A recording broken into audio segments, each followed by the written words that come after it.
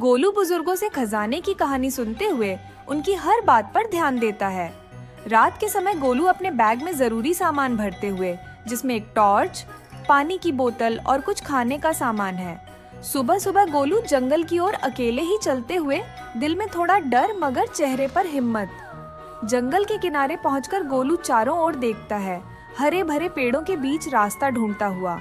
जंगल में आगे बढ़ते हुए गोलू पेड़ों की सरसराहट और पक्षियों की आवाजों से रोमांचित महसूस करता है। चलते चलते गोलू को एक पुरानी पत्थर की निशानी दिखती है, जिसमें तीर का निशान बना हुआ है। आखिर गोलू को यह निशानी किस ओर ले जाएगी, जानने के लिए हमारे चैनल को लाइक और सब्सक्राइब करना न भूलें। गोलू उस निशान को देखकर सोचता है कि शायद यही रास्ता गुफा की ओर जाता है और वो उस ओर चल पड़ता है। अचानक गोलू को पेड़ों के बीच से कुछ अजीब सी आवाजें सुनाई देती हैं, मगर वो बेखौफ आगे बढ़ता है। कुछ दूर चलने के बाद गोलू को एक छोटी नदी दिखती है, जिसे पार करने के लिए वो एक पतली सी लकड़ी का पुल ढूंढता है। गोलू धीरे धीरे पुल पार करता है, नीचे बहते पानी की आवाज से थोड़ी घबराहट महसूस करते हुए। नदी पार करके गोलू एक घने जंगल में पहुंचता है, जहां सूरज की रोशनी भी मुश्किल से पहुंचती है।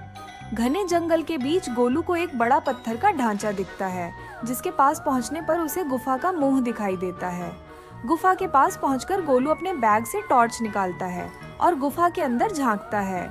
गुफा के अंदर गोलू को अंधेरा और सन्नाटा महसूस होता है, मगर वो बिना डरे कदम बढ़ाता है। अंदर जाते ही गोलू को गुफा की दीवारों पर अजीब अजीब से चित्र बने हुए दिखते हैं। चलते चलते गोलू को एक पुराना लकड़ी का दरवाजा दिखाई देता है, जो जंग लगा हुआ है।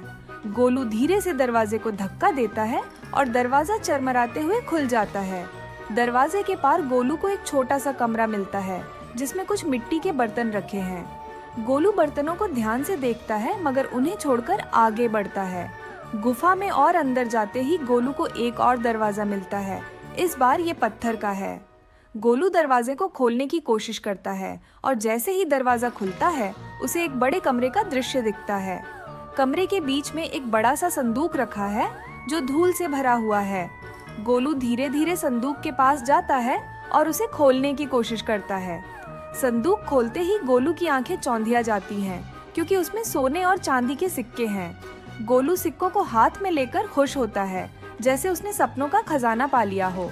तभी गोलू को महसूस होता है कि पीछे से कोई हलचल हो रही है। वो जल्दी से टॉर्च की रोशनी घुमाता है। उसे पीछे की दीवार पर कुछ और पुराने नक्शे दिखते हैं, जो शायद और खजानों की ओर इशारा करते हैं। गोलू नक्शे को ध्यान से देखता है और उसे अपनी जेब में रख लेता है। वो वापस गुफा के बाहर जाने का